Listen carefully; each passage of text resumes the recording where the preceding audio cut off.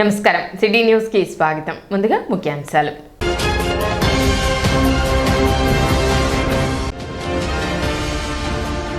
తెనాలి జిల్లా ప్రభుత్వ వైద్యశాలలో కొనసాగుతున్న సదరం రీవెరిఫికేషన్ ప్రక్రియ.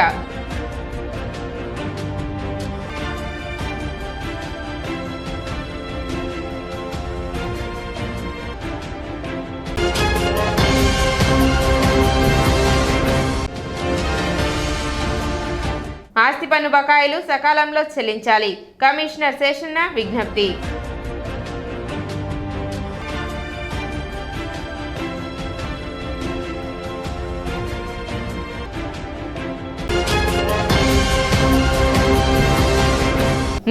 మాదిగ ఉపకులాల చీరకాల కోరికను నెరవేర్చిన రాష్ట్ర ముఖ్యమంత్రి వర్యులు నారా చంద్రబాబు నాయుడు చిత్రపటానికి చెంచుపేట ఇందిరానగర్ కాలనీలో టీడీపీ ఎస్సీ సెల్ మాజీ జిల్లా అధ్యక్షులు సౌపాటి కిరణ్ ఆధ్వర్యంలో పాలాభిషేకం చేశారు.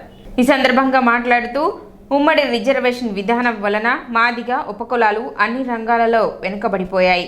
ఎంఆర్పీఎస్ ఆధ్వర్యంలో సుదీర్ఘ పోరాటం చేసిన మందకృష్ణ మాదిగకి, అలాగే ఎంఆర్పీఎస్ ఉద్యమంలో పోరాడిన ప్రతి నాయకులకు, కార్యకర్తలకు ఈ విజయం అంకితమని అన్నారు.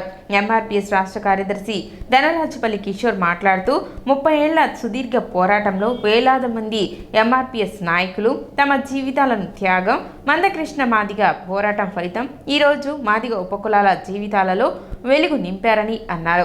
ఈరోజు ముఖ్యమంత్రి చంద్రబాబు నాయుడుకి మాదిగ జాతి పక్షాన, ఎంఆర్పీఎస్ మందకృష్ణ మాదిగ పక్షాన ఉద్యమ నమస్కారం తెలియజేస్తున్నామన్నారు. ఈ కార్యక్రమంలో ఎంఆర్పీఎస్ సీనియర్ నాయకులు చిల్క కిరణ్ మాదిగ, టీడీపీ నాయకులు బొబ్బిళ్లపాటి ప్రసాద్, గాజులవత్తి సురేష్, మనోజ్, తంగిరాల మనోజ్, బాలనాగమ్మ, అజిత్ ప్రసాద్ తదితరులు పాల్గొన్నారు. ఆంధ్రప్రదేశ్ శాసనసభలో వర్గీకరణ బిల్లు ప్రవేశపెట్టడం జరిగింది. గత 30 సంవత్సరాలుగా వర్గీకరణ పోరాటం చేస్తున్న మాదిగ ఉపకులాలు ఈరోజు సంతోషించదగ్గ విషయం. గత 30 సంవత్సరాలు వర్గీకరణ చంద్రబాబు నాయుడు గారు 2003 వరకు వర్గీకరణ చేయటం, 23,000 మందికి ఉద్యోగ అవకాశాలు కల్పించడం జరిగింది. కులాలు కూడా వర్గీకరణ ఫలాలు పొందాలనేది వర్గీకరణ లక్ష్యం. సుప్రీంకోర్టు తీర్పు కూడా వర్గీకరణ చేయటం వల్లనే దళితులని, చిన్న నిమ్మన వర్గాలు కూడా అభివృద్ధి చెందుతాయని ఏకీభవించి కోర్టు తీర్పు ఇవ్వడం జరిగింది. డాక్టర్ బిఆర్ అంబేద్కర్ గారు సాధించి పెట్టిన రిజర్వేషన్ ఫలాలు ఎస్సీల్లో ఉన్న 59 కులాలకు సమన్యాయం జరగాలని చెప్పి మరి 30 సంవత్సరాల క్రితం మాన్యశ్రీ మందకృష్ణ మాదిగ గారి సారథ్యంలో ప్రకాశం జిల్లా ఈదుమూడి గ్రామంలో ఎంఆర్పీఎస్ ఆవిర్భవించడం జరిగింది. మరి ఆ రోజు నుంచి ఈరోజు వరకు కూడా సామాజిక న్యాయం కోసం మరి కృష్ణమాదిగ గారు నిరంతరం పోరాడుతూ ఉన్నారు. మరి ఈరోజు మాదిగ ఉపకులాల్లో వెలుగు నింపిన రోజు. అనేక సందర్భాల్లో 2-3 సందర్భాల్లో ఎస్సీ వర్గీకరణ జరిగినా మరి కుట్రపూరితంగా ఆ రోజు మరి సుప్రీంకోర్టులో కొట్టివేయటం, కేంద్ర ప్రభుత్వంలో నరేంద్ర మోడీ గారు వచ్చిన తర్వాత మరి మాదిగ ఉపకులాలకు జరుగుతున్న అన్యాయం మీద మరి అప్పుడు మోడీ గారు పెద్దన్న పాత్ర తీసుకొని మరి కేంద్ర ప్రభుత్వం కూడా పూర్తి మద్దతు తెలపడం, సుప్రీంకోర్టులో కూడా మరి మా వాదనలు విన్న సుప్రీంకోర్టు కూడా మరి వర్గీకరణ సమంజసం అని చెప్పి తీర్పునియటం, అనుకూలంగా తీర్పునియటం జరిగింది. గౌరవ ముఖ్యమంత్రి నారా చంద్రబాబు నాయుడు గారికి, కూటమిలో ఉన్న పవన్ కళ్యాణ్ గారికి, మోడీ గారికి మాదిగ ఉపకులాల తరపున హృదయపూర్వక వందనాలు తెలుపుతూ 30 సంవత్సరాల సుదీర్ఘ ఈ పోరాటంలో ఈ రోజు కోసం ఎన్నో కష్టాలు, ఎన్నో బాధలు, ఎన్నో అవమానాలు, ఎంతమందో జైలు పాలైన సంఘటనలు జరిగిన చరిత్ర ఎంఆర్పీఎస్ చరిత్ర. మరి ఈ రోజున ఈ ఎస్సీ వర్గీకరణ బిల్ అనేది అసెంబ్లీలో ప్రవేశపెడతాం. అది ఆమోదం తెలిపిన తర్వాత దాన్ని మళ్ళా పైకి పంపడం జరిగింది. మా మాదిగ ఉపకులాలు, మాదిగలు చాలా ఆనందంతో సంబరాలు చేసుకుంటున్నటువంటి పరిస్థితి ఈ రోజున నెలకొన్న సందర్భంగా ఈ ఎస్సీ వర్గీకరణకు ఎవరెవరైతే తమ యొక్క మద్దతు, ఎస్సీ వర్గీకరణకు ఎవరైతే పనిచేస్తున్నారో వారందరికీ పాదాభివందనం. ఆస్తి పన్ను చెల్లింపుదారులు సకాలంలో వారు చెల్లించాల్సిన ఆస్తి పన్ను బకాయిలు చెల్లించి పట్టణ అభివృద్ధిలో భాగస్వాములు కావాలని మున్సిపల్ కమిషనర్ బి శేషన్న కోరారు. స్థానిక మున్సిపల్ కార్యాలయంలోని తమ ఛాంబర్లో గురువారం కమిషనర్ బి శేషన్న మీడియాతో మాట్లాడుతూ మార్చి 31 దగ్గర పడుతుందని, ఆస్తి పన్ను చెల్లించవలసిన వారు సకాలంలో ఆస్తి పన్నులు చెల్లించాలని కోరారు. సెలవు దినంలో కూడా ప్రత్యేక కౌంటర్ ద్వారా ఆస్తి పన్నులు స్వీకరించడం జరుగుతుందని తెలిపారు. పురపాలక సంఘానికి రెవెన్యూ పరంగా ఆస్తి పన్నుదారులు అందించే ఆదాయం ద్వారా పట్టణ అభివృద్ధికి రూపకల్పన జరుగుతుందన్నారు. రోడ్లు, సైడ్ కాలువల నిర్మాణానికి మున్సిపల్ రెవెన్యూ ఆదాయాన్ని జవాబుదారీతనంతో వినియోగిస్తామన్నారు. మార్చి మాసాంతానికి వచ్చాము. రెవెన్యూ కలెక్షన్కి సంబంధించి ఇంకా చివరికి వచ్చాము కాబట్టి ట్యాక్స్ పే చేయాల్సినటువంటి వాళ్ళు ఇంటి పన్ను కానీ, ఇంటి పన్ను కానీ, వేకెంట్ ల్యాండ్ ట్యాక్స్ కానీ ఇలాంటి ట్యాక్స్లు కట్టాల్సిన ఎవరైతే ఉన్నారో వారందరికీ గమనిక. సకాలంలో ట్యాక్సెస్ అన్ని కూడా పే చేయండి. చేసి మీ యొక్క మన పట్టణ అభివృద్ధిలో పాలుపంచుకునేసి ప్రతి ఒక్కరిని కోరుతున్నాం. మా దగ్గర నుండి సమాచారం ప్రకారంగా సంవత్సరం ఎలాంటి ఇంట్రెస్ట్ ఉపయోగం అనేది రావడం లేదు అనేసి మా దగ్గర నుండి సమాచారం. కాబట్టి వస్తున్నటువంటి హోప్స్ కూడా లేవు. ఈ విషయంలో ప్రజలు గమనించుకొని ట్యాక్స్ పేయర్స్ ఎవరైతే ఉన్నారో, స్టిల్ డ్యూ ఎవరైతే ఉన్నారో వాళ్ళందరూ కూడా వెంటనే ట్యాక్సెస్ అన్నీ కూడా క్లియర్ చేయాల్సి ప్రతి ఒక్కరిని కోరుతున్నాం. ఎందుకంటే మీరు చెల్లించేటువంటి ప్రతి రూపాయకు జవాబుదారీగా ఉంటాం. అవన్నీ కూడా అభివృద్ధికి ఉపయోగపడేటువంటి అవకాశం ఉంది. కాబట్టి టౌన్లో అందరూ గమనిస్తుంటారు. చక్కటి రోడ్లు కానీ, కాలువలు కానీ, పార్కులు కానీ, అలాగే వీధి లైట్లు కానీ ఇలాంటివన్నీ కూడా వస్తున్నాయి. సో ఈ విషయాలను కూడా గమనించుకొని అభివృద్ధికి సహకరించాలనేసి ప్రతి ఒక్కరిని కోరుతున్నాం. ప్రపంచ నోటి ఆరోగ్య దినోత్సవాన్ని గురువారం తెనాలి జిల్లా ప్రభుత్వ వైద్యశాలలో నిర్వహించారు. ఈ సందర్భంగా నోటి ఆరోగ్యం మరియు నోటి వ్యాధుల నివారణపై అవగాహన కల్పించారు. నోటిని పరిశుభ్రంగా ఉంచుకోవడం వల్ల శరీర ఆరోగ్యం బాగుంటుందని, అనారోగ్య సమస్యలు చాలా వరకు దూరం అవుతాయని వైద్యులు వివరించారు. కార్యక్రమంలో పలువురు వైద్యులు, వైద్యశాల సిబ్బంది పాల్గొన్నారు.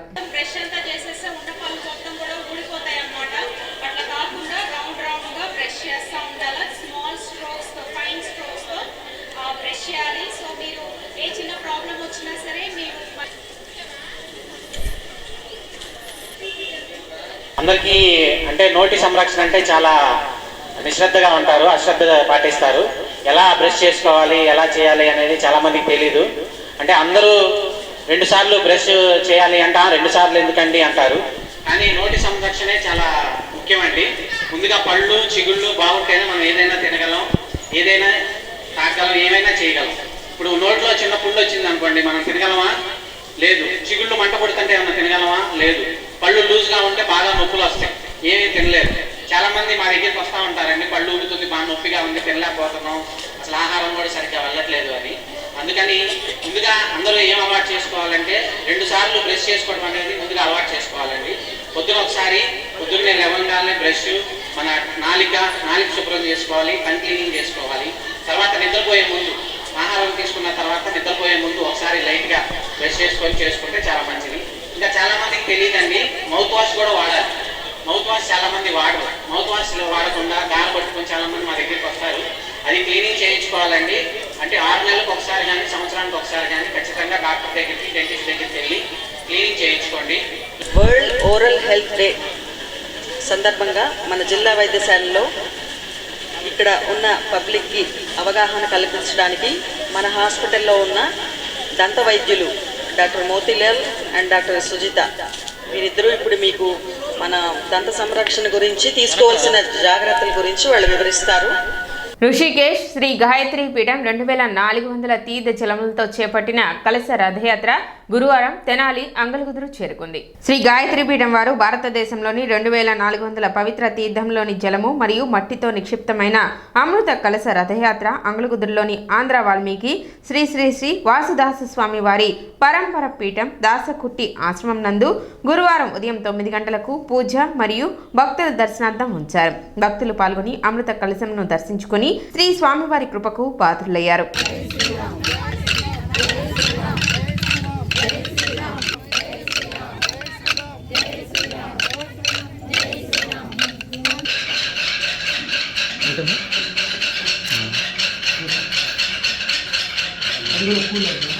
అడుగులు పూలేసాం ఆ దండ కాదు విడిపోలే అదే వేస్తే చెట్లు నాటుకోవడం ఇదేనా మా పూజ అంటే. పూజ అనగానే స్వాహాన్ని ఎక్కువ రాదులేక కాదు, మళ్ళీ మేము ఈ తాగుడు వ్యసనం ఇవన్నీ వద్దని చెప్పి. అలాగే అమ్మవారి ఫోటో ఒకటి, ఎందుకంటే మనం టీవీ రెండో సెల్ ఫోన్ ఈ రెండు వచ్చి అట్ట చేయండి. మొట్టమొదటి ఏం చెప్తున్నారంటే ఏదైనా 10% ఇవ్వాలి, దాచి పెట్టుకోకూడదు ఎప్పుడు కూడా. ఇచ్చింది దీని గురించి 10 మందికి చెప్పాలి ఇక్కడికి రా. ఎందుకంటే అగ్నిహోత్రం మామూలు విషయం కాదు కదా, గొప్ప అవకాశం ఉంటుంది. మీరందరూ ఒక్కొక్కరిగా వచ్చి కూడా ఆ తీర్థ దేవతల రూపంలో ఉన్నారు. ఋషుల ప్రాణశక్తి ఒప్పుకొని మమ్మల్ని పిలిచారు.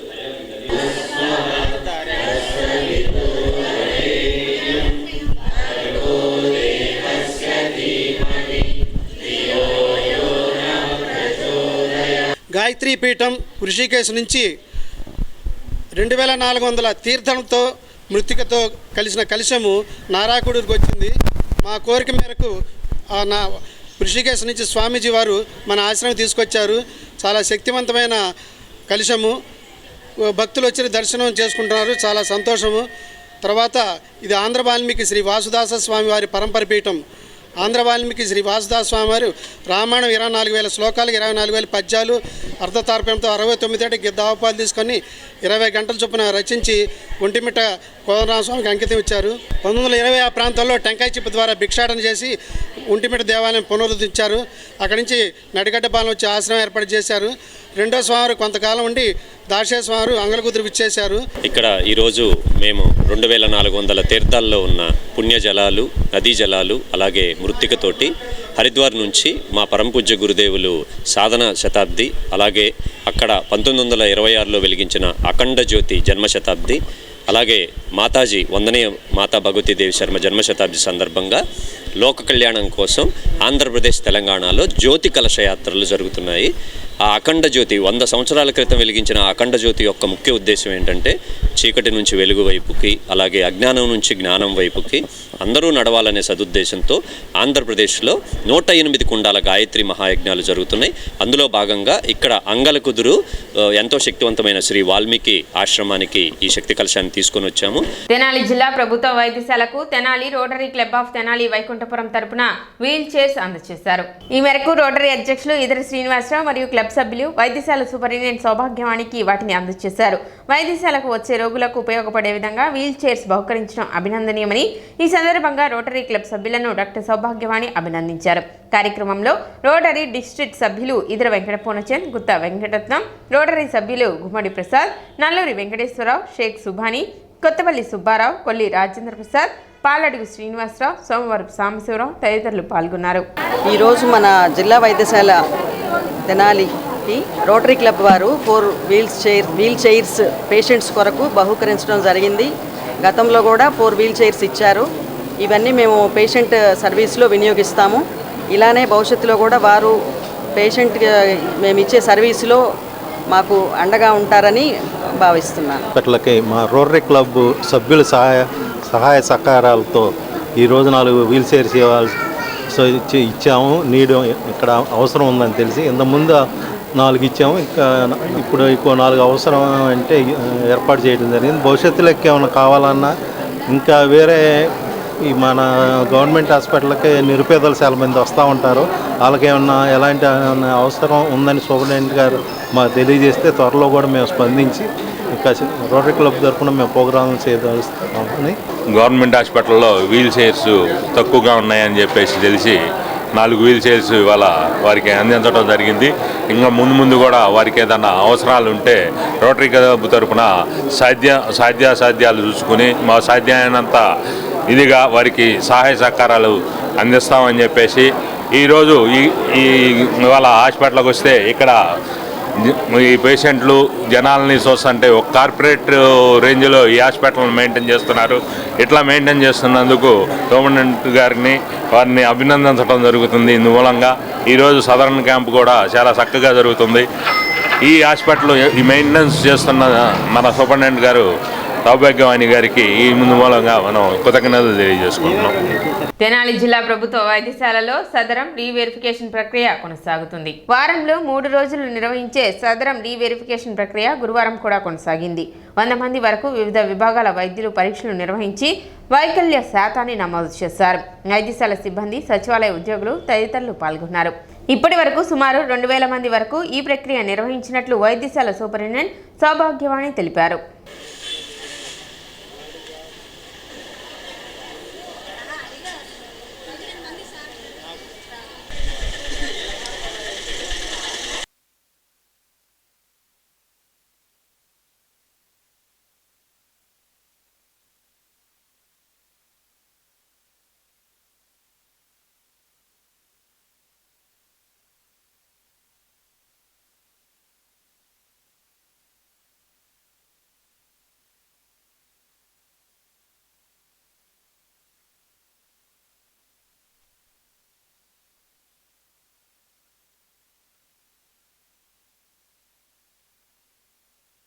జనవరి మంత్ నుంచి సదరం రీఅసెస్మెంట్ క్యాంప్స్ జరుగుతున్నాయి.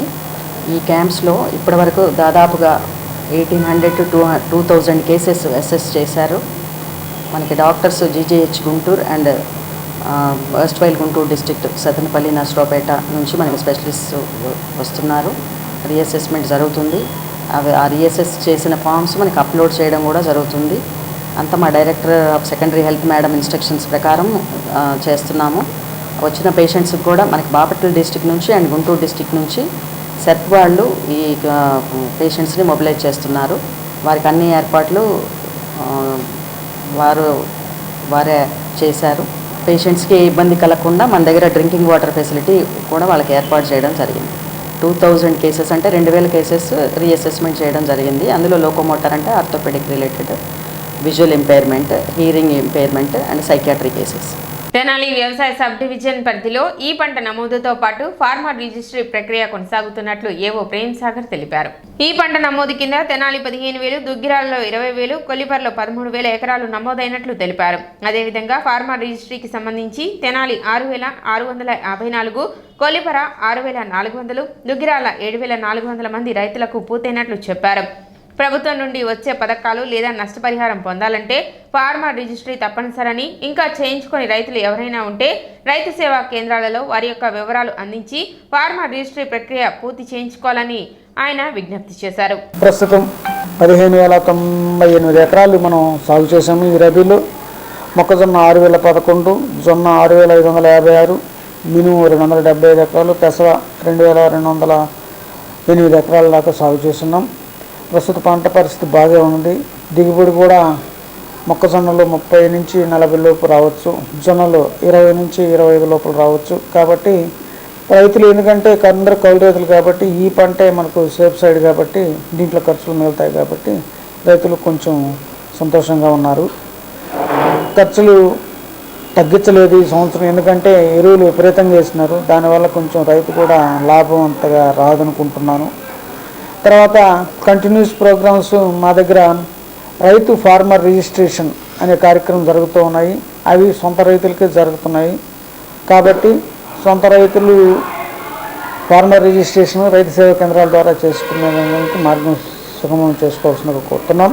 అందరూ కలిసికట్టుగా నిర్వహించుకునే ఇఫ్తార్ విందులు ఐక్యతకు ప్రతిరూపాలని పట్టభద్రుల ఎమ్మెల్సీ విజేత ఆలపాటి రాజేంద్ర ప్రసాద్ పేర్కొన్నారు. పట్టణ ఉడా కాలనీలో నిర్వహించిన ఇఫ్తార్ విందులో ఆయన ముఖ్య అతిథిగా పాల్గొన్నారు. స్థానిక యువత నాయకులు పాల్గొన్నారు.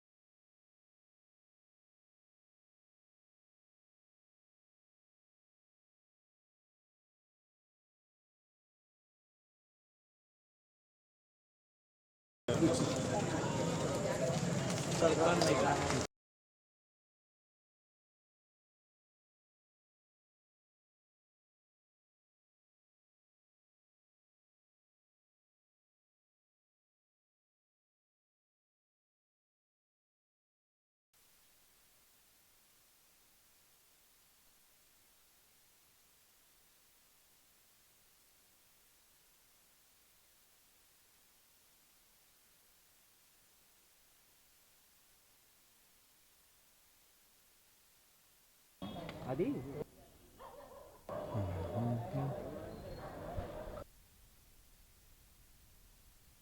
పవిత్రమైనటువంటి ఈ రంజాన్ మాసంలో ముస్లిం సోదరులందరూ కూడా ప్రతినిత్యం కూడా మసీదులో ప్రార్థనలు చేసుకుంటూ ఈ పవిత్రమైన మాసంలో ఉపవాసాలు ఉంటూ అందరూ కూడా అల్లా దయ వల్ల సుఖ సంతోషాలతో జీవించాలని చెప్పి ప్రార్థిస్తూ ఉంటారు. ఇదే సందర్భంలో అందరూ కూడా ఆనందంగా ఉండాలని చెప్పి సమాజంలో ఇతరులు కూడా సుఖ సంతోషాలతో మెలగాలని చెప్పి మరి ముఖ్యంగా ఇఫ్తార్ విందుల్ని మనం పెట్టుకోవటమే కాకుండా మత సామరస్యాన్ని కాపాడుకుంటూ మరి ముఖ్యంగా తెనాలి ప్రాంతంలో హిందూ ముస్లింలు క్రైస్తవులు జైన్స్ ఇట్లా అందరూ కూడా సహజీవనం చేసే విషయంలో లౌకికతత్వాన్ని కాపాడే విధానంలో ప్రధాన భూమికని పాటించే వ్యక్తుల్లో ఈ అక్బర్ గారు, సాయి గోపి గారు, సామ గారు వీళ్ళందరూ కూడా ప్రత్యేకంగా ఈ యొక్క కార్యక్రమాన్ని ప్రతి సంవత్సరం కూడా నిర్వర్తించడం అనేది చాలా సంతోషించదగ్గ విషయం. పవిత్ర రంజాన్ నెలలో ఉపవాసాలను పురస్కరించుకొని ప్రతి సంవత్సరం గత 6 సంవత్సరాలుగా ఉపవాసాలు ఉన్న వాళ్ళకు భోజనాలు నిర్వహించడం జరుగుతుంది. ఈ రాజాగారి ఆధ్వర్యంలో ఈ సంవత్సరం కూడా నిర్వహించడం జరిగింది. ఆలపాటి రాజాగారి ఆధ్వర్యంలో ఈ సంవత్సరం కూడా నిర్వహించడం జరిగింది. అక్బర్ గారు, సాయి గోపి గారు, షానా గారి ఆధ్వర్యంలో ప్రతి సంవత్సరం ఇలాగే చేయాలని మనస్ఫూర్తిగా కోరుకుంటూ ఈ దేవుడు అందరినీ చల్లగా చూడాలని కోరుకుంటూ ఈ కార్యక్రమానికి ముఖ్య అతిథిగా విచ్చేసిన ఆలపాటి రాజా గారికి ధన్యవాదాలు తెలుపుకుంటూ సిటీ న్యూస్ ముగించే ముందు ముఖ్యాంశాలు మరోసారి.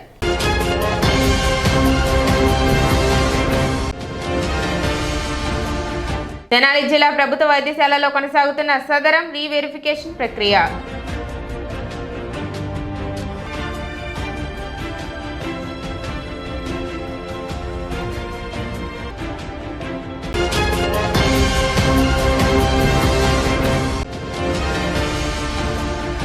ఆస్తి పన్ను బకాయిలు సకాలంలో చెల్లించాలి.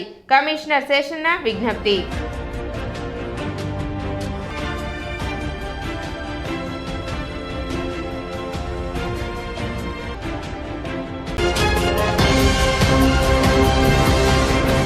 సిటీ న్యూస్ ఇంతటితో సమాప్తం. నమస్కారం.